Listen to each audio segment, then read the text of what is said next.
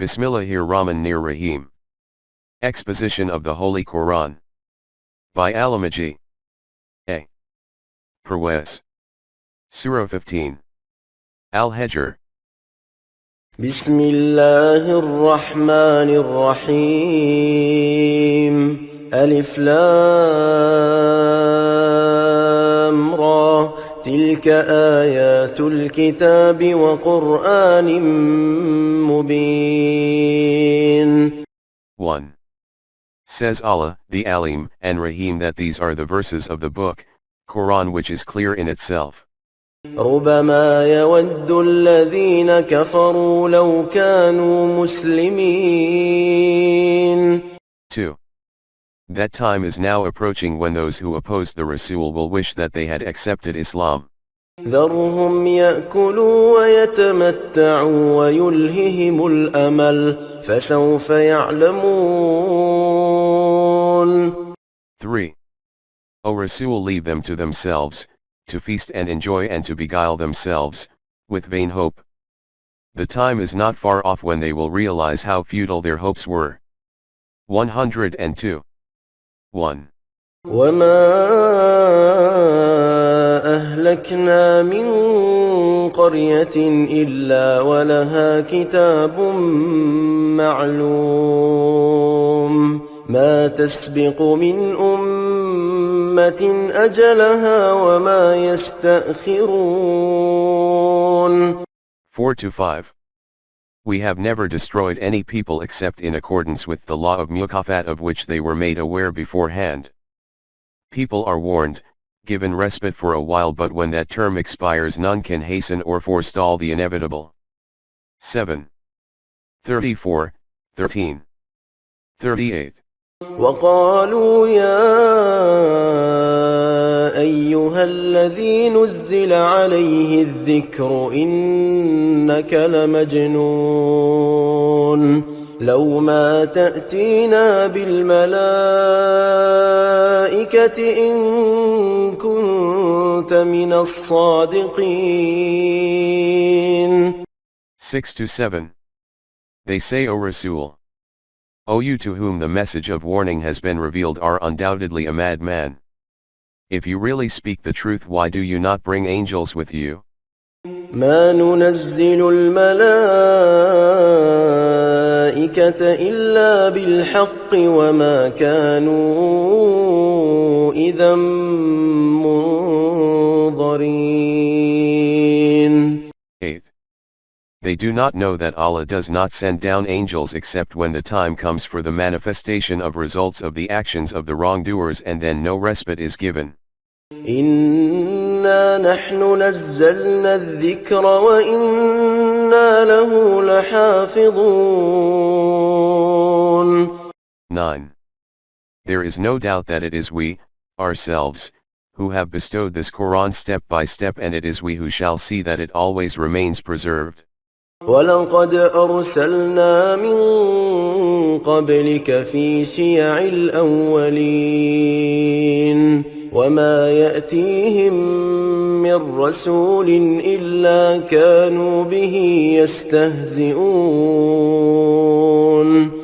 10-11. You are not the first Rasul. Before you also we had sent Rasul lines. They will not believe in the revelation. Such was the habit of those unbelievers who went before them. كذلك نسلكه في قلوب المجرمين لا يؤمنون به وقد خلت سنة الأولين. 12-13. The minds of the guilty, O Rasul, are working on the same lines. They will not believe in the revelation. Such was the habit of those unbelievers who went before them. ولو فتحنا عليهم بابا من السماء فظلوا فيه يعرجون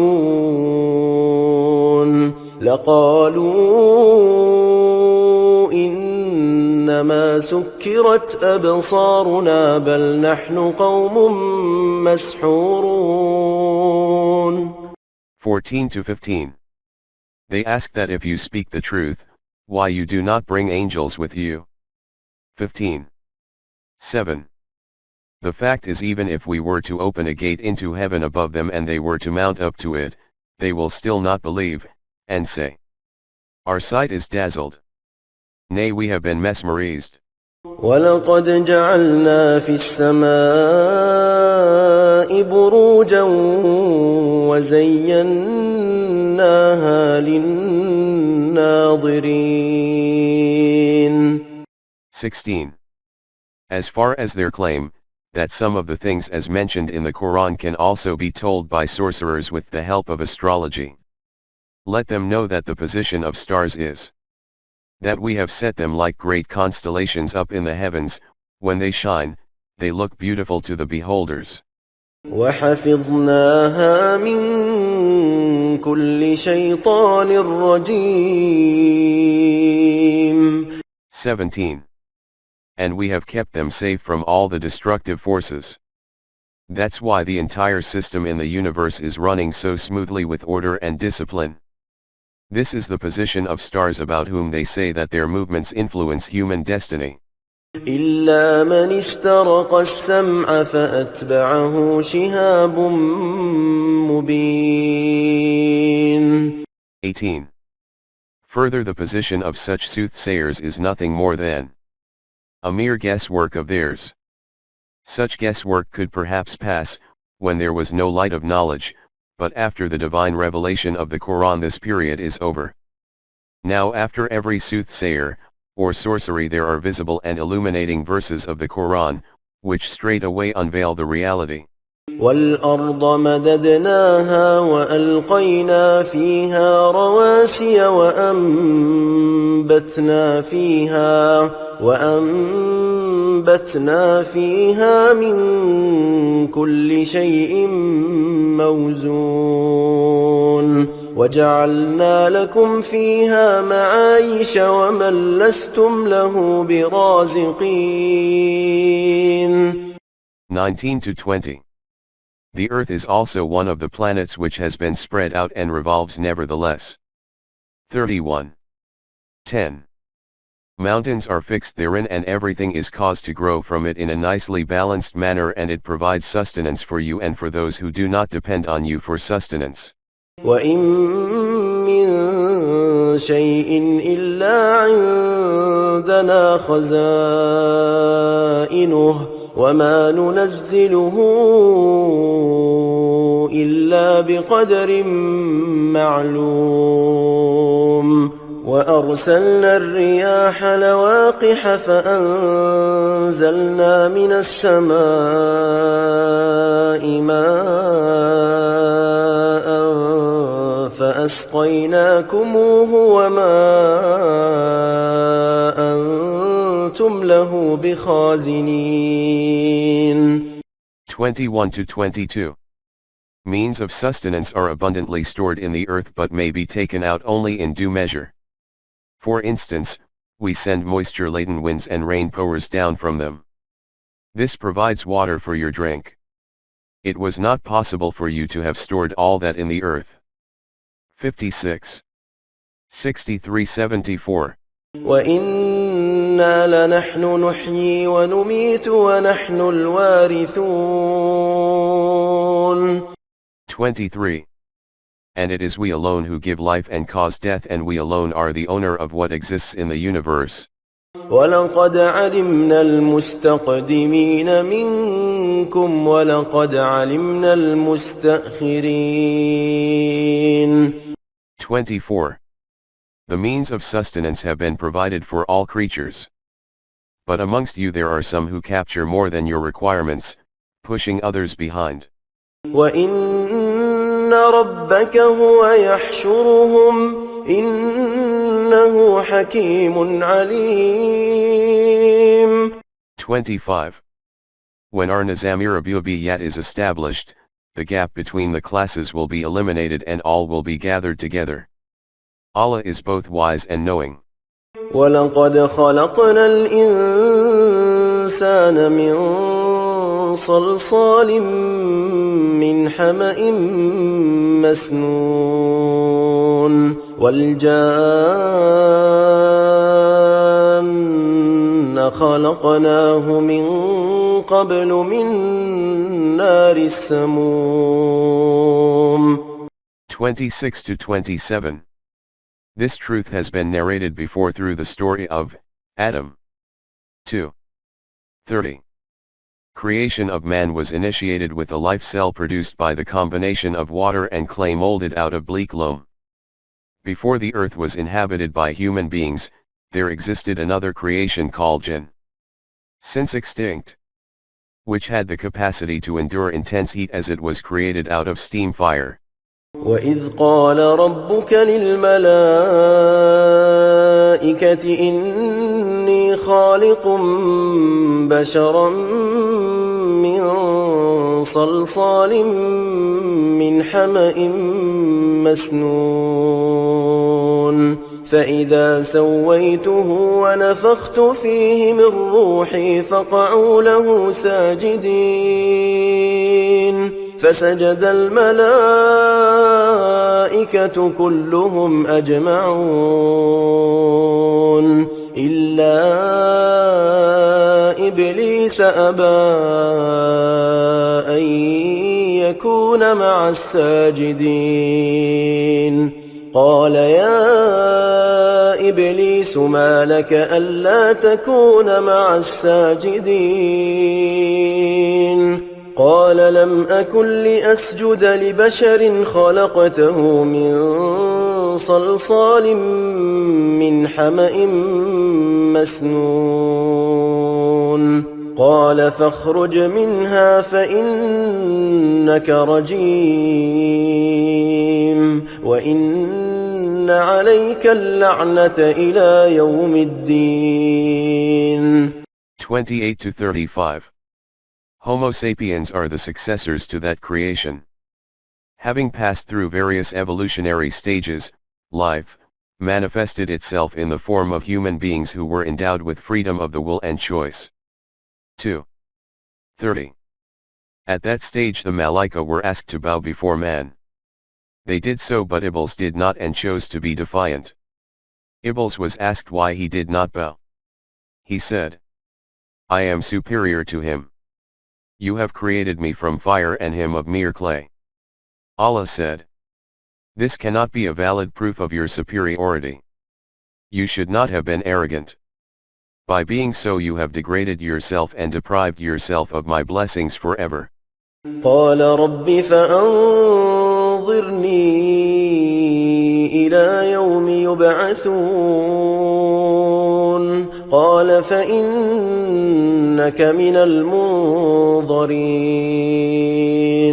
إلى يوم الوقت المعلوم. 36 to 38. Iblis said, grant me respite as long as there are human beings on earth. Allah said, your request is granted until the known time. That period when man would completely overpower the evil, and that day will not be secret but become known to all. قال رب بما أغويتني لأزينن لهم في الأرض ولأغوينهم أجمعين إلا عبادك منهم المخلصين. 39 to 40. Iblis said, you have led me astray. 7. 23. You did this on account of Adam. I will make attractive to him things of physical life so that he is led astray from your path. Only your sincere devotees will not be beguiled by me. قال هذا صراط علي مستقيم إن عبادي ليس لك عليهم سلطان إلا من اتبعك من الغاوين وإن جهنم لموعدهم أجمعين لها 7 أبواب لكل باب منهم جزء مقسوم. 41 to 44. Allah said, the path followed by these will be the right one. You shall have power over none of my servants. You shall have power only over those who having been beguiled shall follow you. Jahannam shall be the promised abode for all of them. It will have 7 or several gates, each allotted to a section to them to enter through. The straight path is only one, whereas the wrong ones could be many. إن المتقين في جنات وعيون ادخلوها بسلام آمنين ونزعنا ما في صدورهم من غل إخوانا على سرر متقابلين لا يمسهم فيها نصب وما هم منها بمخرجين. 45 to 48. On the other hand, the muttaqin will dwell in gardens with fountains. They shall be greeted. Enter you in peace and security. We shall remove from their bosoms every rancor lurking therein. They will sit together on couches face to face as brothers to each other. No weariness shall come upon them and they shall never be ousted therefrom. 7. 43. نبئ عبادي أني أنا الغفور الرحيم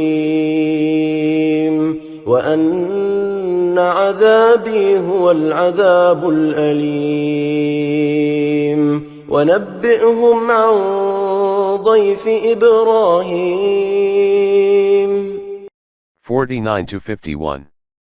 O Rasul, announce this glad tiding to my devotees that I am Ghafur and I am Rahim, and for those who defy my laws there is severe chastisement, such as overtook the people of Lut. The story of which begins with the guests of Abraham. 11. 69. إذ دخلوا عليه فقالوا سلاما قال إنا منكم وجلون. 52. When the guests came to Abraham they greeted him, but he said to them that he was apprehensive of them. قالوا لا توجل إنا نبشرك بغلام عليم. 53. They said, you should not be apprehensive, we have brought you glad tidings of a son gifted with deep insight. قال أبشرتموني على أن مسني الكبر فبم تبشرون. 54. Abraham said, do you give me glad tidings of a son despite the fact that old age has overcome me, then what a sort of tiding is this?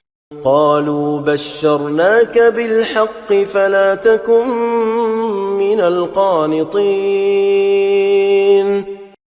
55. They said, the tidings are bound to come true, so you should not be amongst the despairing ones. قال ومن يقنط من رحمة ربه إلا الضالون.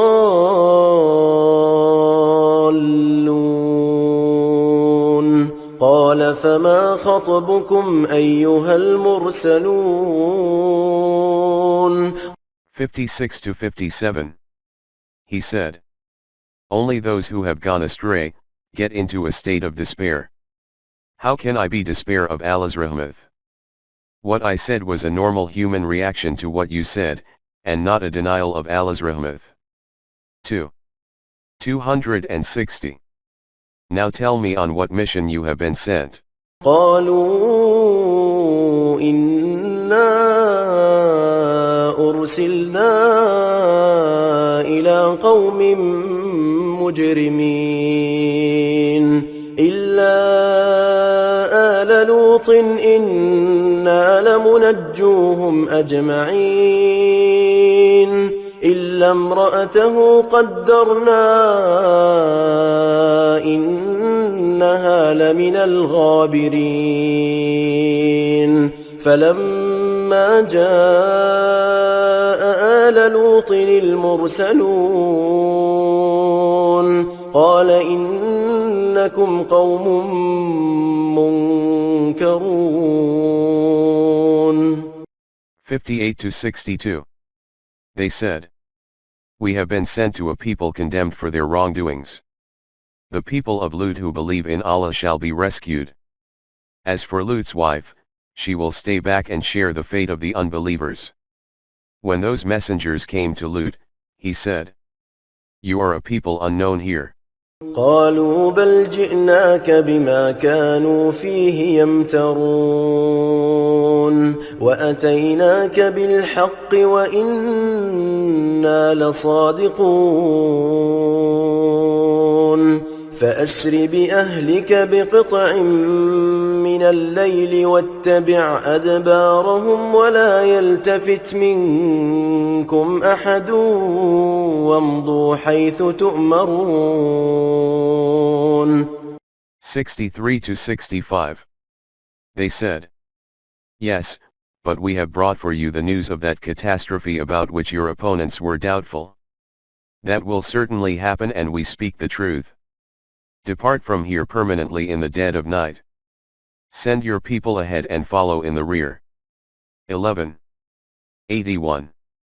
And do not look back but just pass on and proceed to the place where you have been commanded. وقضينا إليه ذلك الأمر أن دابر هؤلاء مقطوع مصبحين 66. They communicated this message to Lut and told him that by the morning, the roots of the people who will be left behind will be cut. وجاء أهل المدينة يستبشرون 67. Having heard of the arrival of the newcomers, Lut's people came rejoicing towards him. قال إن هؤلاء ضيفي فلا تفضحون واتقوا الله ولا تخزون 68-69. Lut said to them, "These are my guests. You should not disgrace me.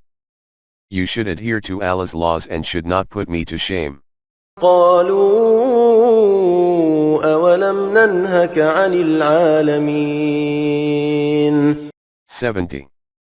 They said to Lut, "Did we not warn you not to entertain anyone from outside?" قال هؤلاء بناتي إن كنتم فاعلين 71. He said, "O my people, here are my daughters, that is your wives. You should turn to them."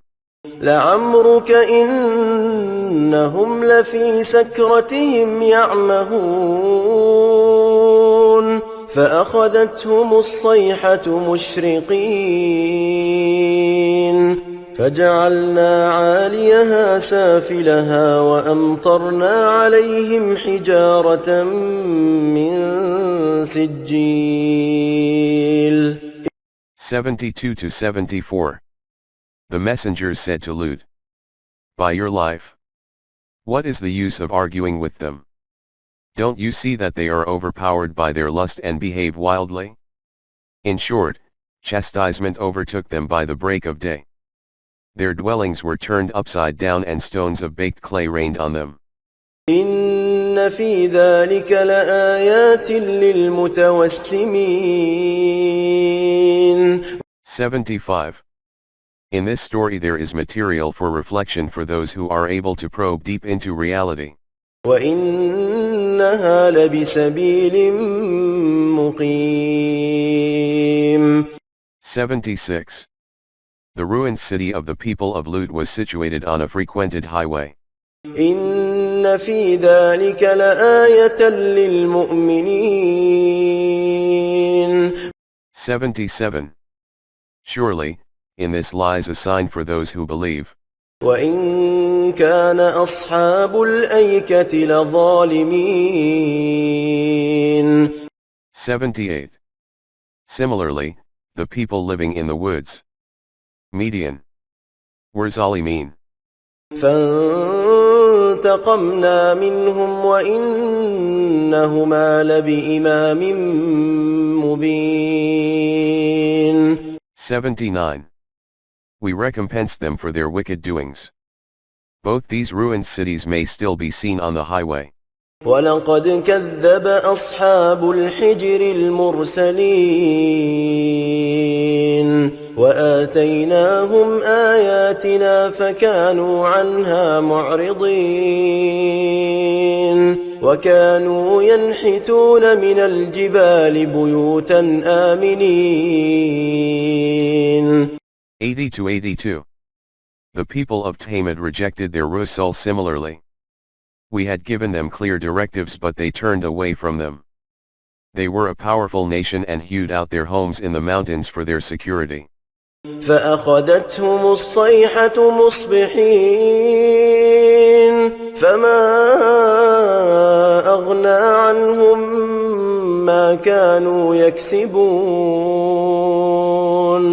83-84. But they could not protect themselves from Allah's chastisement which overtook them early in the morning. All that they had created was of no avail to them.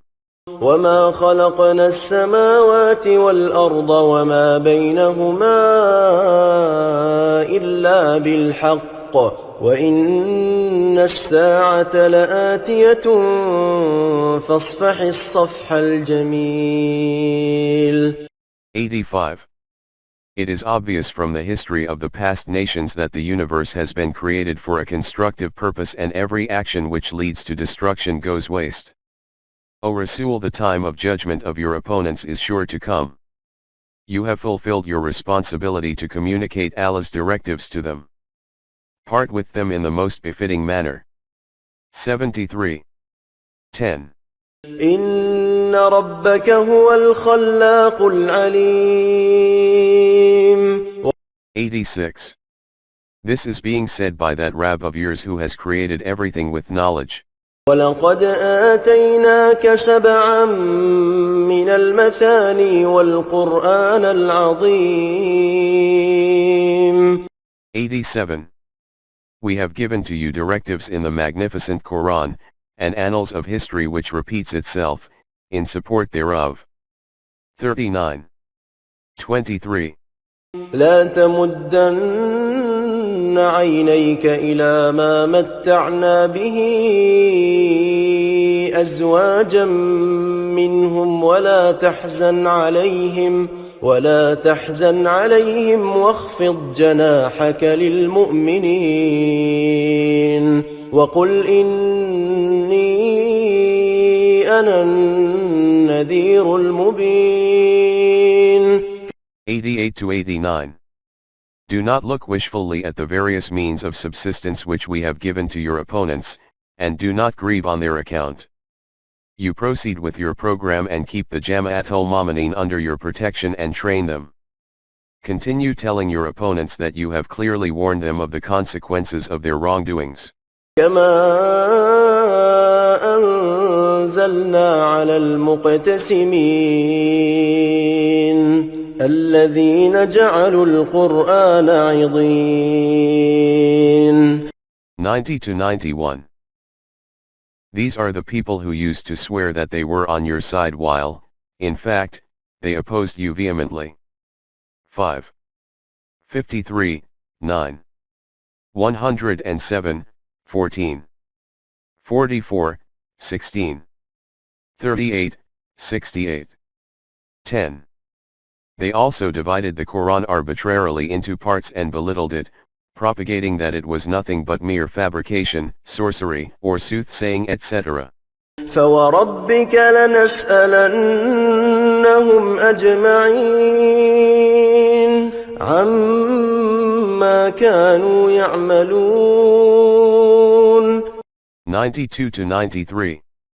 Your Rabb bears witness to it that they will all be called to account for what they were doing. فاصدع بما تؤمر وأعرض عن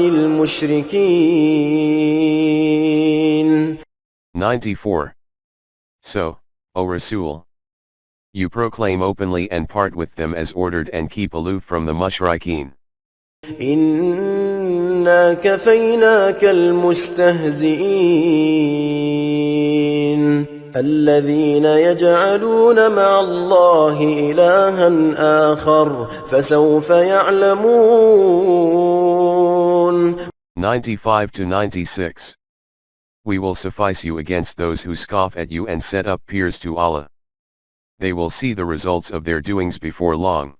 ولقد نعلم أنك يضيق صدرك بما يقولون فسبح بحمد ربك وكن من الساجدين واعبد ربك حتى يأتيك اليقين. 97 to 99. We know that your heart is distressed by what they say. 6. 33. You should, on your part, however, continue your efforts to make Allah's program worthy of hamd and along with your fellow beings follow and obey the laws of your Rabb steadfastly so that the result of your efforts manifests itself completely.